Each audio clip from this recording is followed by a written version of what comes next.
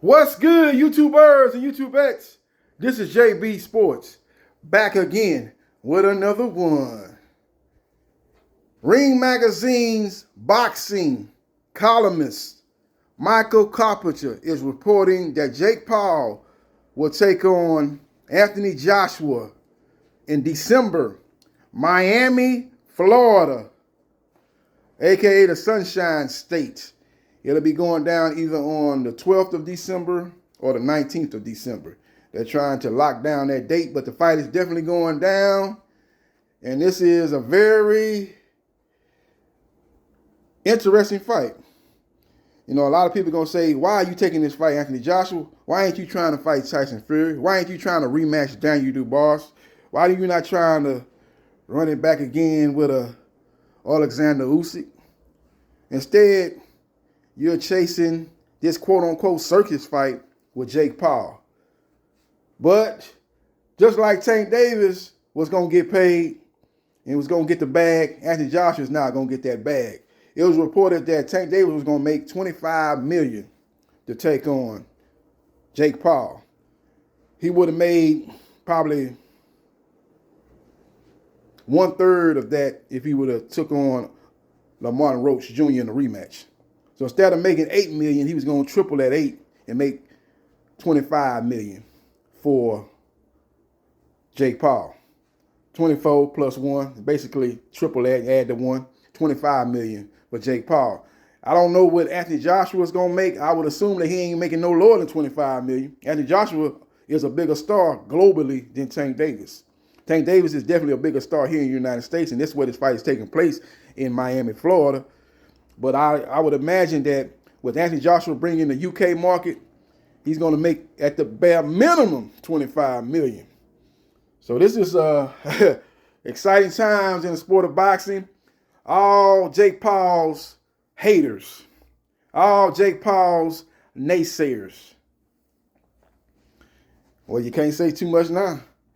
You know, Jake Paul said in the press conference when he was supposed to take on Tank Davis, for all my haters that say I haven't fought a boxer, what are you going to say now? But people still found reason to hate on that fight. But they were like, you fighting a boxer, but you fighting a guy 60 pounds smaller than you. You fighting a guy that's a lightweight. Your last fight, you was at heavyweight. Why you fighting him? Now, what can you say? Because you fighting a guy that's bigger than him. A guy that, in his heaviest fight of his professional career, weighed 255 pounds. The heaviest that Jake Paul has been was in the Mike Tyson fight. He came in that fight 227 pounds. So not only he's fighting a bigger guy, but he's fighting a guy that's more skillful than him. A guy that's got more power than him. So it'll be interesting to see if Jake Paul's able to pull this off. You got to put him up there with the fight up there with one of the biggest upsets in boxing. I'm not going to go to say it's a big upset then. Well, shit, people might make that case. If Jake Paul beat Anthony Joshua, is that a big upset then Buster Douglas knocking out Mike Tyson? It's food for thought. You know, I would probably say no, because Mike Tyson at that time was a killer. Had a PhD in the one-hitter quitter. You know, he had a famous quote saying everybody got a plan until they're punched in the face. He really was that ultimate intimidator. Had a lot of them guys beat in the dressing room before the fight even started. You know what I'm saying? But basically, now I ain't going to say that. He had them guys beat when they signed their name on the contract. They knew they was getting knocked out. They were like, well, at least I'm going to get paid pretty good money. That's what Mike Tyson was at that peak powers. That guy there was a ferocious knockout artist, intimidator, second to only maybe Sonny Liston and George Foreman. So with all that being said, we got Jake Paul versus Anthony Joshua. Jake Paul will definitely be trying to climb that Mount Everest. And if he's able to do that, he ain't trying to hear nothing from nobody or anybody. They ain't going to be able to tell him nothing. I don't think it's going to happen. You know, Anthony Joshua's promoter, Eddie Hearn, the Puff Daddy of boxing promoters, always in the video has been saying that, hey, man, this is an easy fight for Joshua. Joshua's going to knock this guy out in the first or second round. Now, why not take this fight? This is easy money. Easy money for a quick fight. We're going to go in there and rob the bank, put the ski mask on, rob the bank, go in Miami, Florida, knock this guy out, get this at least $25 million, and go on to hopefully a Tyson Fury fight. So we will see what happens, and we will see what transpires. But interesting fight. It's going down December 12th to December 19th. So that'll be on a Friday night. It won't be on a Saturday night. It'll be on a Friday night. Now, last time AJ came to the good old USA, it didn't go too well for AJ. Got beat by Andy Ruiz, a.k.a. the Michelin Man. Remember when he beat him? Ruiz upset the apple cart and beat Anthony Joshua. Anthony Joshua was supposed to come over here to the USA and take over, be that next great UK star, a la Lennox Lewis. Didn't go according to plan. Got caught with a shot side of the head, knocked his equilibrium out, never recovered. Got dropped multiple times, ended up getting stopped, and ended up producing the first Mexican heavyweight champion, Andy Ruiz Jr. Give Joshua credit for getting the victory in the rematch, as Anthony Joshua was a guy that was rolled off after that fight. But Andy Ruiz, after the victory, was partying, feeling himself, didn't get in the proper shape. A guy that's not in great shape.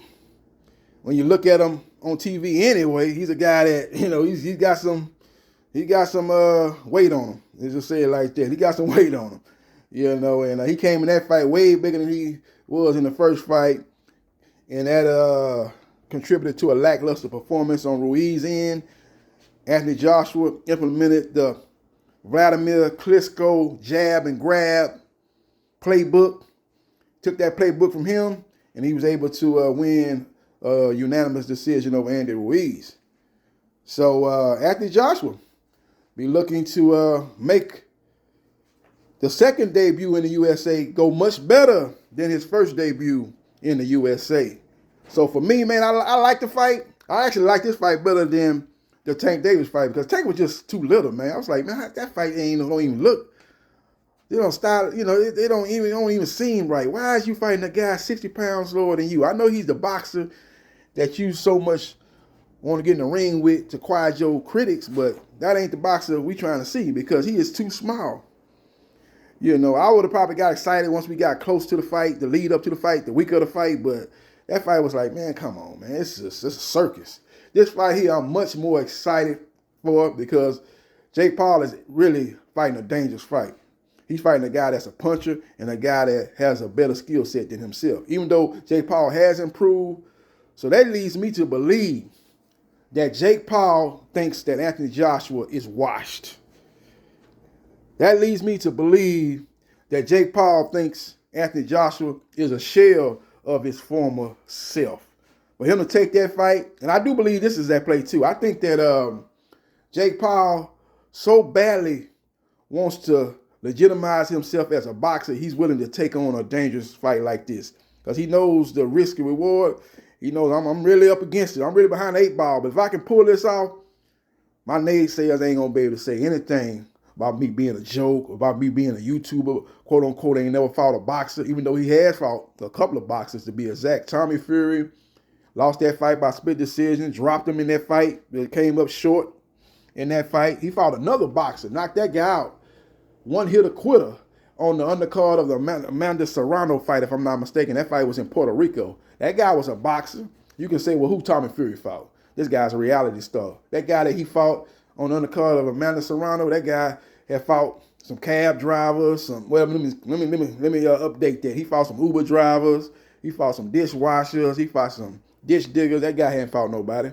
That guy had a record. Anybody can get a license to box. You know what I'm saying? You pass a couple of medical tests, anybody get a license to box, don't pair of gloves, fight. Some fights have a decent record and they ain't fought nobody. They ain't fought nothing but club fighters.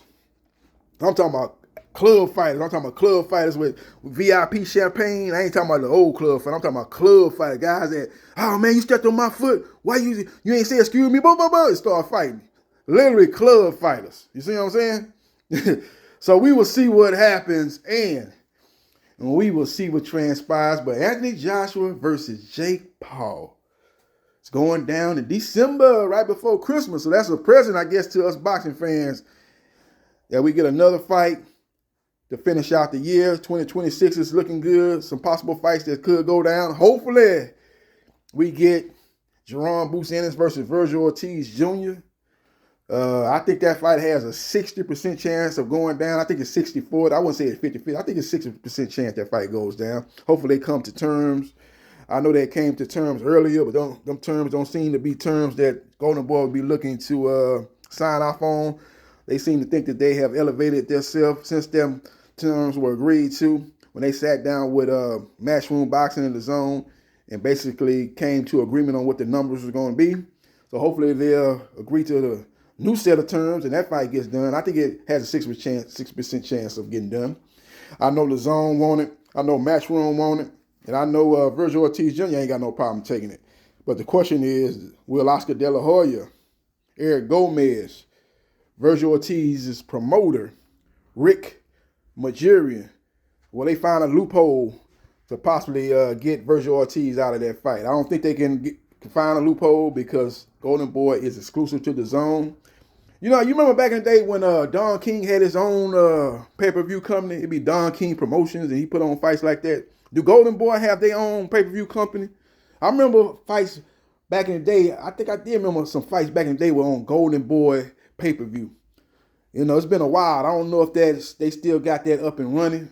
Or maybe I might be misremembering, but I did remember them being on Golden Boy pay-per-view. Some fights went down on there. Maybe I'm thinking about Golden Boy fights. They used to be going on Thursday nights or Friday nights. Maybe I might be mixing up the two, but I thought they might have had their own outlet as far as putting on pay-per-view fights. I know Don King had it. I know Bob Arum had it at once upon a time. If Oscar De La Hoya has that, maybe they may be the loophole for them to go to maybe possibly stage a fight with Virgil Ortiz Jr., Errol Spence Jr., put it on Golden Boy Promotions pay-per-view along with Amazon Prime pay-per-view. You do like a joint pay-per-view. Maybe that's a way you can swerve the Zone. But you will be putting yourself on the outs with the Zone if you go that route because the Zone is making it plain and clear that they want Virgil Ortiz Jr. versus Jerome Boots Ennis next. So we will see what happens and we will see what transpires. About that fight being a chance of happening, we're going to go from that fight to this fight that's definitely going down in December. And that is Jake Paul versus Anthony Joshua. How will Jake Paul be able to pull off this upset? If he pulls off this upset, will it be the biggest upset in boxing history? Will this fight, if it happens and if Jake Paul beats Anthony Joshua, will that be a bigger upset than Buster Douglas beating Mike Tyson? You got to understand at that time, Mike Tyson was looked at as unbeatable. He was talking about, hey, man, everybody got to plan until they get punched in the face. You know what I'm saying? He was talking real greasy. You know what I'm saying? He was beating guys up. Had guys beat when they signed the contract to fight him.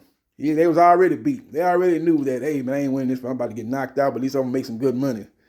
He was the ultimate intimidator. You got to remember that Mike Tyson was like Joe Frazier, was like a more athletic Joe Frazier. That's what Mike Tyson was, a more athletic Joe Frazier. And Joe Frazier was a top 10 greatest heavyweight of all time. In my opinion, I got him top 5 greatest heavyweight of all time. Pretty much everybody else got him in the top 10 of the greatest heavyweights of all time. When Mike Tyson was in his heyday, he was a more athletic Joe Frazier. And Buster Douglas was able to upset him back in, 1992? Or was it 1991? Somewhere in the early 90s in the biggest upset in boxing history. Will this fight be bigger upset than that fight if Jake Paul prevails?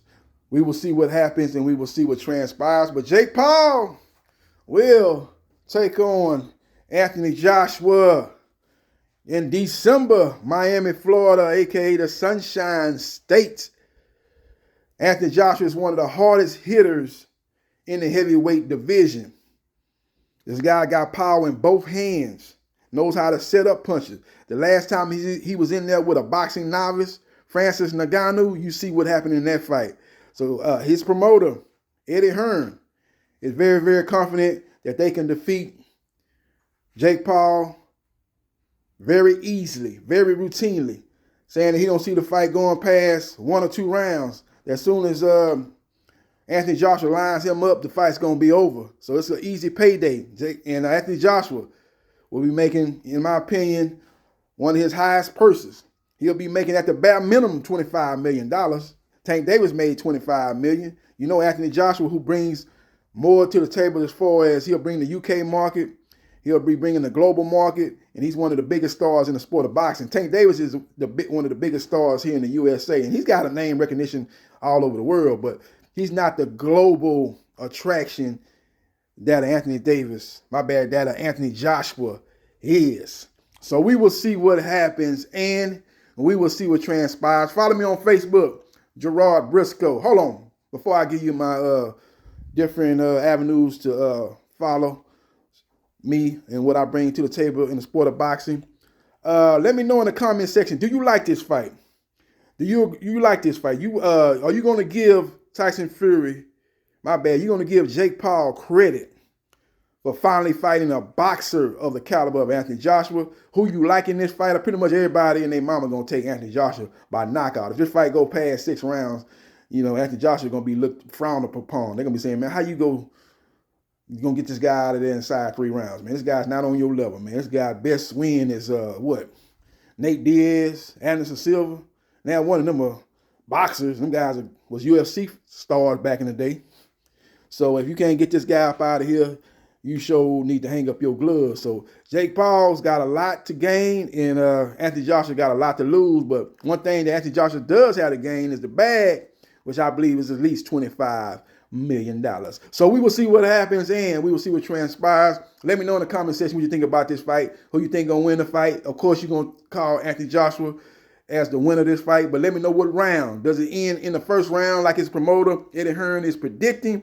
Does it end a little later than that? Let me know in the comment section. Follow me on Facebook, Gerard Briscoe. Follow me on TikTok at JB Sports New Media. Follow me on Twitch at Briscoe MA77071. Follow me on Instagram at JB Sports 9707. And follow me on my YouTube channels at JB Sports, the man, the myth, the legend, 9656, and at JB Sports, the man, the myth, the legend, 8000. And like, share, and subscribe to JB Sports, the man, the myth, the legend.